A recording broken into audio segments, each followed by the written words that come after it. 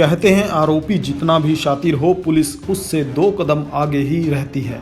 Police ने Amandeep blind murder case को सुलझा लिया है। जी हां, पुलिस और परिवार जिसे बाहर ढूंढ रहे थे वो घर का ही सदस्य निकला, कोई और नहीं बल्कि अमनदीप की जीवन साथी रविंदर कौर। जी हां, अमनदीप की पत्नी रविंदर कौर ने ही अपने प्रेमी सन्नी से पति की हत्या करवाई है। दरअसल पुलिस ने बताया कि रविंदर कौर उर्फ रिम्पी का अंबाला के सन्नी से स्कूल के समय से अफेयर चल रहा था। दोनों की शादी होने के बाद भी प्यार कम नहीं हुआ। रविंदर कौर उर्फ रिम्पी ने अपने पति से बातचीत कर पूरी कहानी शादी के बाद ही बता दी थी। अमनदीप ने भी उसको सन्नी के साथ बातचीत की अनुमति दे दी थी। इसके बाद बात ज़्यादा बढ़ती गई। जब भी अमनदीप उसे कहीं भी घुमाने के लिए ले गए तो वहीं पर रविंदर कौर साथ सन्नी को जिद करके ले गई। अब उसने अमनदीप से अलग होने की जिद की थी और अमनदीप ने हाँ की थी।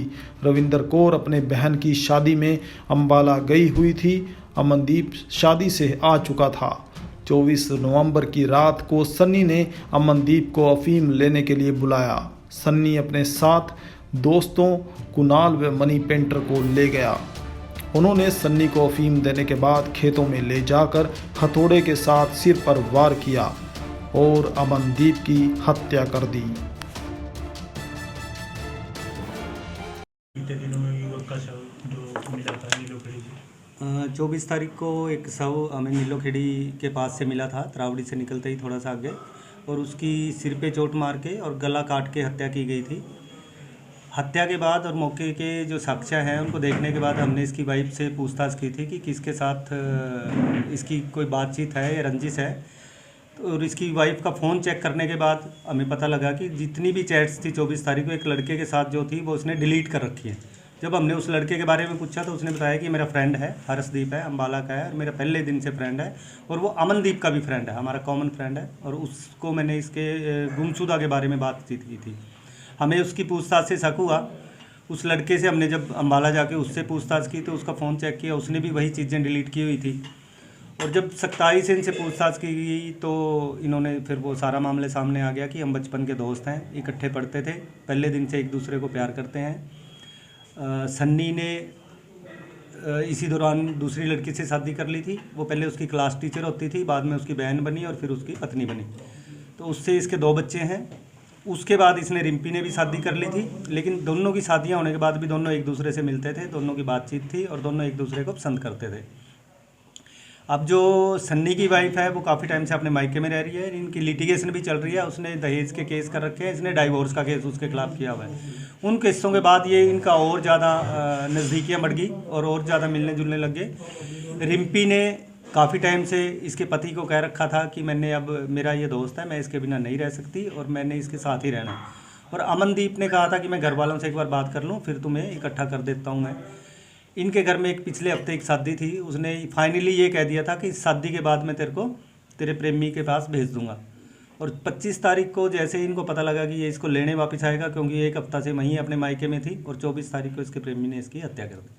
तो प्रेम प्रसंग के चलते सर? बिल्कुल प्रेम प्रसंग के चलते ये हत्या की गई है, क्योंकि जो आरोपी है हर्षपाल जो है सन्नी, इसने बताया कि अब मैं इसके बिना रह ही नहीं सकता था जी, दिन रात मुझे सिर्फ इसके बारे में ख्याल थे।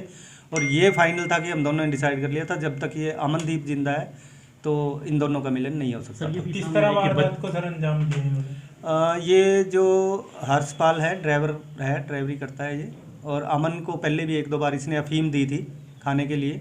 उस दिन भी शादी में जब ये अंबाला मिले तो उसने कहा मुझे अफीम चाहिए, और ये अफीम के ज़रिए उससे मिलता भी था यहाँ के बाहर, ऑफिस से बाहर और घर से बाहर। उस दिन भी अफीम लेके आया था और उसी जगह बुला लिया था कि जहाँ ये गुरुद्वारे के पास पहले मिलते थे, क्योंकि अफीम थी और वो खोल के उसने आधी डब्बी में डालनी थी, वो इसलिए थोड़ी सुनसान साइड में चले गए।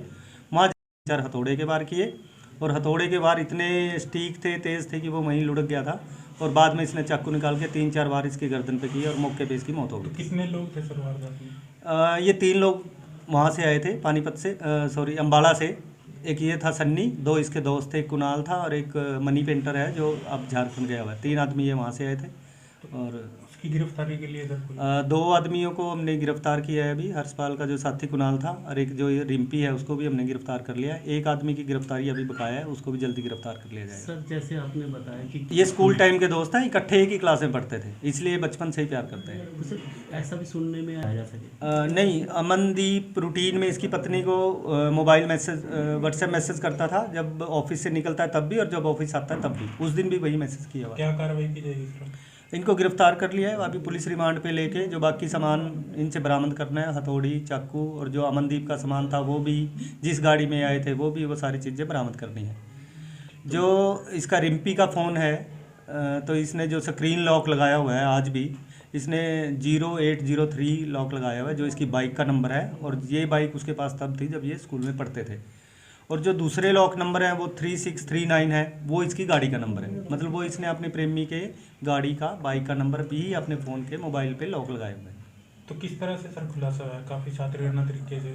सातिराना तरीके से, लेकिन वही है कि मुलजिम कुछ ना कुछ सबूत छोड़ ही जाता है। तो इनके फ़ोन से हमें, जैसे इन्होंने 1:30 बजे इसको फ़ोन किया कि हाँ जी मैंने कर दिया काम उसका, तो उसी के ज़रिए फिर हम इन तक पहुँच पाए। सर कितनी देर में वारदात को सुलझा? ताज़ा खबरों से जुड़े रहने के लिए सब्सक्राइब करें राष्ट्रीय खबर टीवी और बेल आइकन दबाना ना भूलें।